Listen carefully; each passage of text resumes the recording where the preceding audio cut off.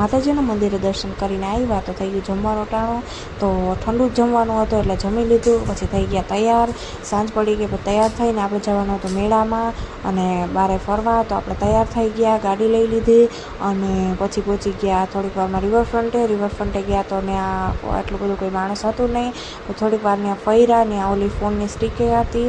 પછી પહોંચ્યા ત્યાં મેળો હતો ત્યાં, પણ ત્યાં ટિકિટ બારીમાં હતું, એન્ટ્રી ફી હતી. પછી ત્યાં એક રિલેટિવનો સ્ટોલ હતો, ત્યાં થોડીક વાર બેઠા. આ રિલેટિવની દીકરી હતી, અમારા મામાએ હેલ્પ કરાવતા હતા ત્યાં.